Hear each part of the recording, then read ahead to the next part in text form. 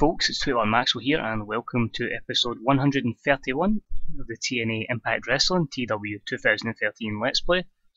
You join us for another episode of TNA Crossfire as we're now on the road towards Turning Point and of course then the big run towards Bound for Glory.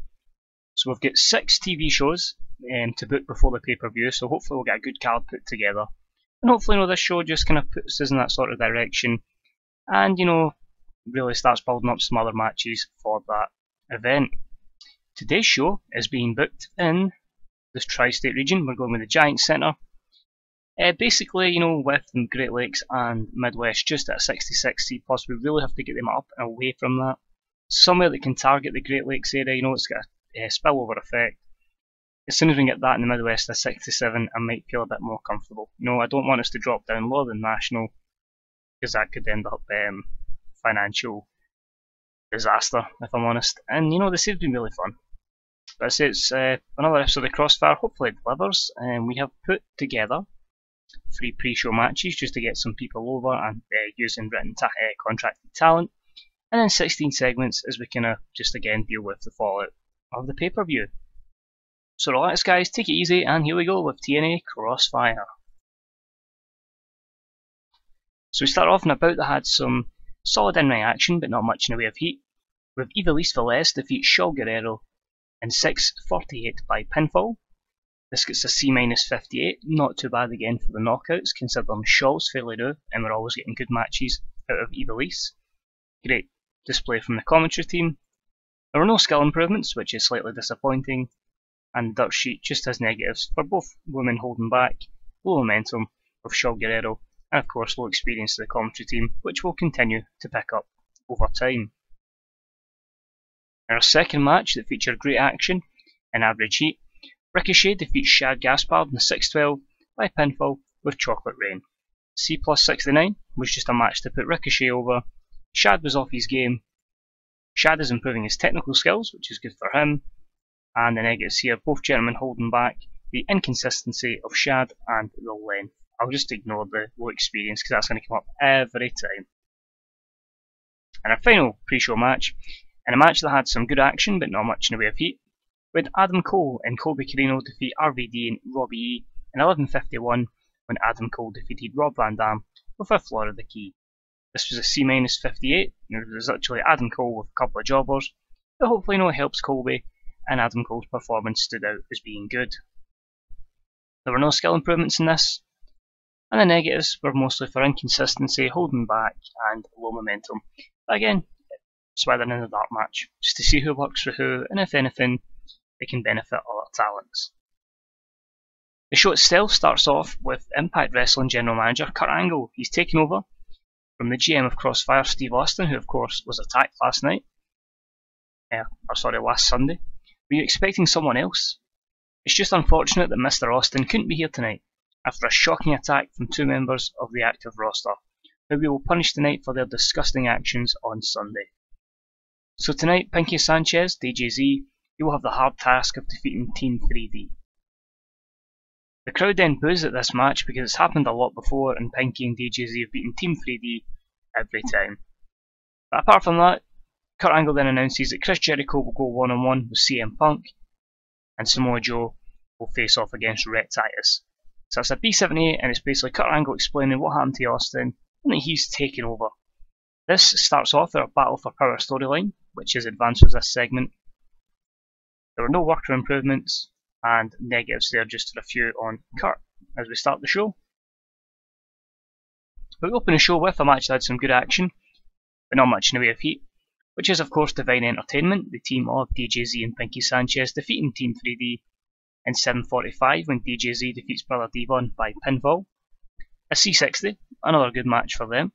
The usual good things between Team 3D and Pinky Sanchez and Johnny Divine. Billy Ray seemed off his game. Pinky Sanchez is improving his performance skills, which is good. And negatives here, again, mostly inconsistency, declining physical ability of both of Team 3D, and some poor morale. Oh well. Cheer up. Next up, in a match that had some good action but not much in the way of heat, with Morrison and Spud team up to defeat the team of Mascara Dorada and Redman in 901 when Morrison defeated Redman by pinfall with a running knee to the face.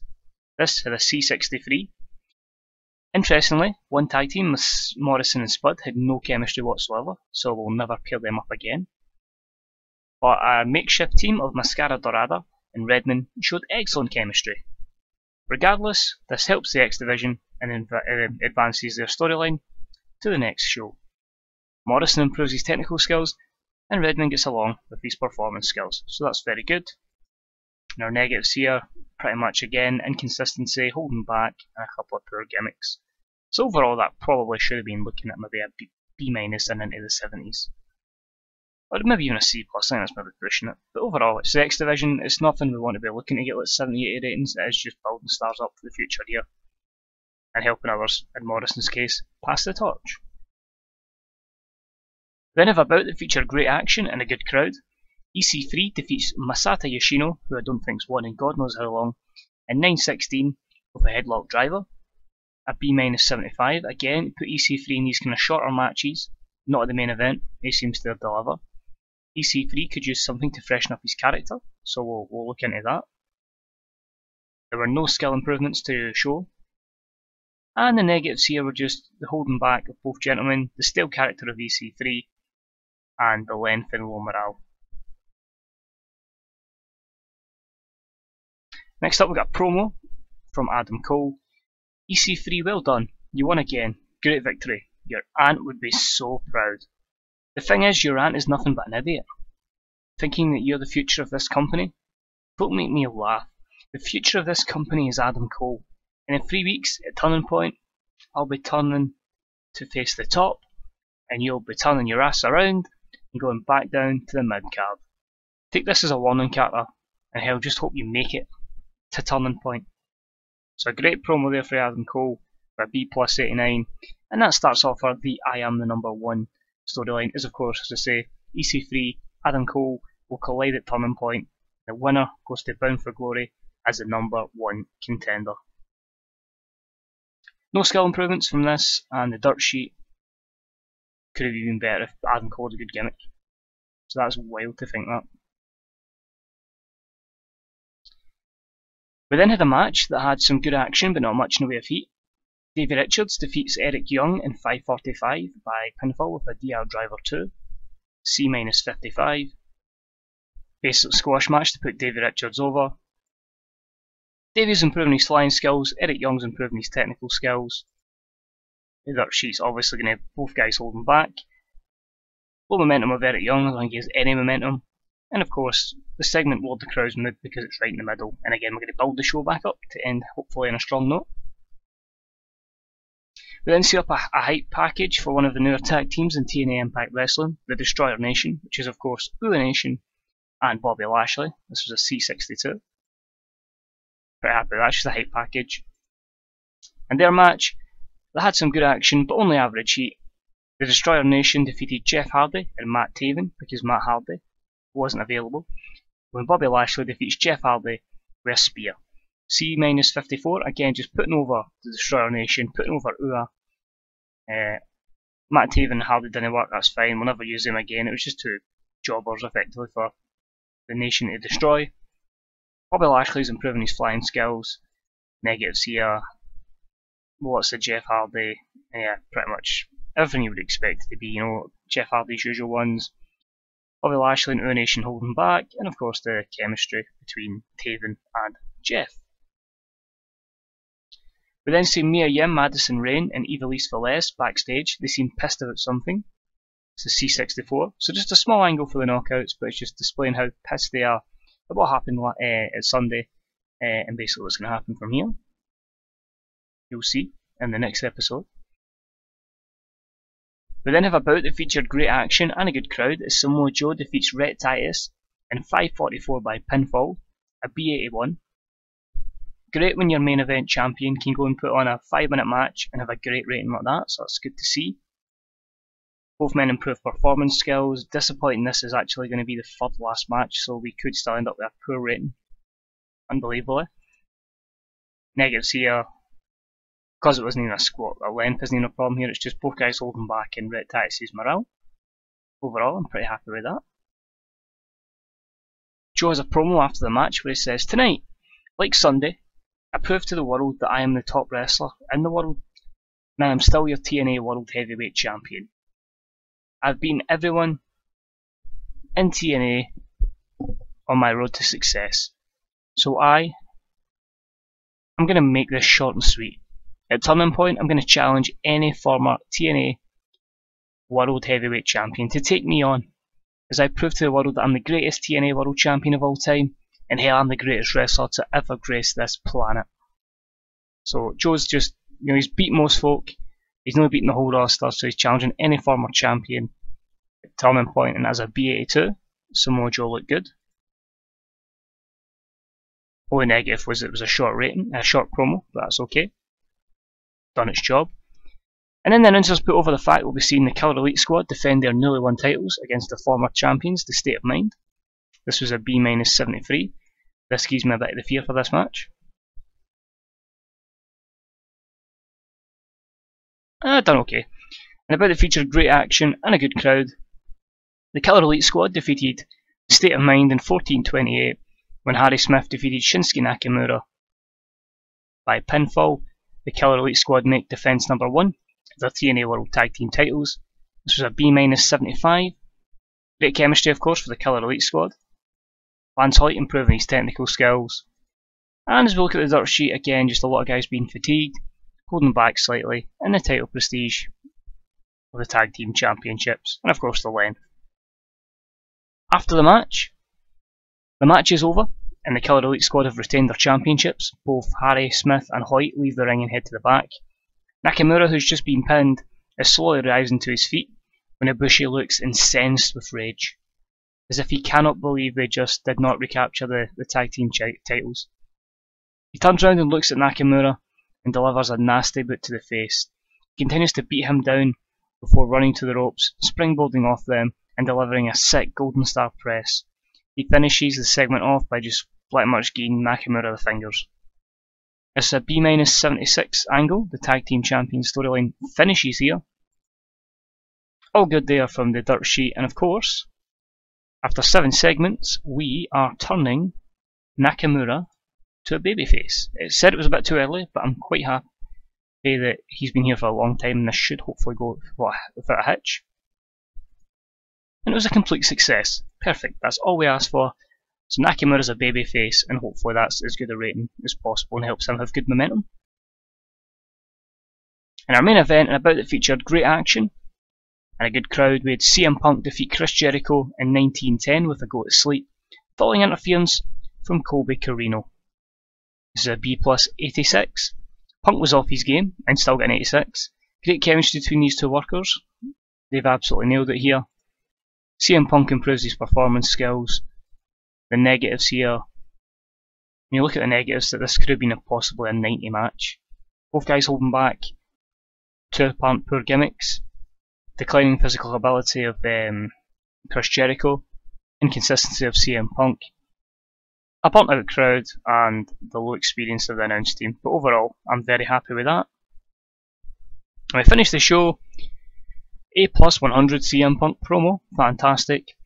He just explains what happened last Sunday. This past Sunday was the final straw. For far too many times in this company, I've been screwed out of what I deserve. For the whole time I've been here, you guys have been supporting me and cheering me on. But lately it's been like, will this guy ever win? Will he ever get the job done again? It's like you losers doubt me. You think I can't win the big one anymore. Well, you're wrong. You're just like this company. It will do its best to screw me out of everything that I have worked hard and earned for, and earned. You know what? Maybe Kevin Steen, what he said a few nights ago was right. Maybe I should just go back to Ring of Honor, where I'll be respected, I won't get screwed, and I'll be the man. As for you, Taker, just stay away, because if you come back, you will, for that one final time, you will rest in peace. So Punk's just saying he's pissed off with TNA, he's pissed off with the fans, he's pissed off with Taker, he's pissed off being disrespected, and delivers a real good heel promo there when A100. So he still gets that with a poor gimmick. Amazing. So cheers Punk. Should hopefully get us a good pop. And yep, B plus 85, and that increased our popularity in 11 regions, which is the 11 regions of America, because that is the only place we run Crossfire. So it's all down to us, hopefully, getting a good rating for Impact Wrestling coming up, and that's what it should be us getting into. But what I'll do quickly is, let's see how Nakamura's turn went. If he's got good momentum coming out of that, where are we? Nakamura, 76. That's decent momentum. That's okay. He is down to 72s and 73s, but at 36, I feel we've maybe got another 2 year, 3 years out of him at the top. And we'll be going ahead and putting him forward with a good push. But I'm delighted with that. Just a quick look if I can get back to my main screen here. Wrong one. I'll get to it eventually. There we go, creative meeting. So we just do a quick look at this, at the end of the episode. So our franchise players are now Punk, Joe, Jericho, Steen and Cole. Obviously Steen's part-time. Next big things, just Jesse McKay. And our hot prospects are McKay, Perez, Peter Avalon, Jesse Sorensen and Colby Carino. The people we definitely need to put a lot of faith in. Our Talk the Talk promo workers are Punk, Chris Jericho, Kurt Angle, Taker and Steve Austin. Our showstoppers, so who can take their ring performances up to the next level, are Punk, Dorada, Ibushi, Morrison and Adam Cole. Ring generals, Punk, Smith, Joe, Nakamura and Dorada. So maybe we should put Dorada over a little bit more. He definitely has dropped a lot of pop since he got here, down to a 68. He came in here, I'd say probably about 74, and then we gave him a wee push and then we dropped him off again. Being a luchador, it's hard to really push him way over without great mic skills. No, B and C, it's not too bad. It's not the worst in the world. Who's hot? Who's riding so much momentum? We've got CM Punk with a lot of momentum. We've got Samoa Joe. Not just momentum, but pop as well. He's up at the 90s in pop. We've got Ricochet, and he's sitting at the 70 odds in pop, hoping to break into the 80s.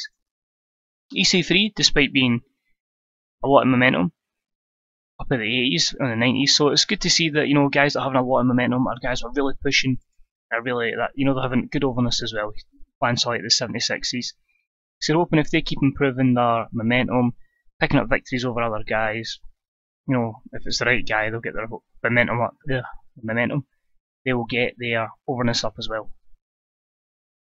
As for non-existent overness, we've got Eric Young, Velvet Sky, Vivian Thompson, Tommaso Ciampa, and Matt Hardy.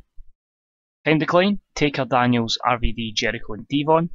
Definitely looking to get rid of Daniels, Devon and RVD. Jericho and Taker can still do as a turn for now. And hidden gems in the world of the wrestling, Ryan O'Reilly, aka Connor from WWE. I just don't see how he could help our company, especially at 36, but okay, apparently he can. But Chase Del Monte, Eddie Rios, Jesse Goddard, we may bring him back at one point, and Blade Hart. So that's pretty much it for this episode, guys. Good to see we gained some pop there. Actually, we'll have a quick look at the size. Nothing really there, but again, we're in the tri-state region again for our second show. So hopefully, again, good rating here, and it hits all the places we've got deals in for Impact. It hits the UK, it helps America, it helps us in Australia, it helps us in New Zealand, it helps us in Europe. Just keep improving our popularity everywhere else around the world and the US, and hopefully we can get back up to being one of the top companies, higher than 9th in the world anyway. But say that's it for this episode. If you enjoyed it, guys, please smash the fuck out that like button. Let's try and get as many likes as possible for no apparent reason. If you get any comments on the series, on wrestling in general, on your own saves, let me know, guys. Always good to chat about TEW and how folks' saves are getting on. And until next time, this is 21 Maxwell. I shall catch you all next time. Bye bye.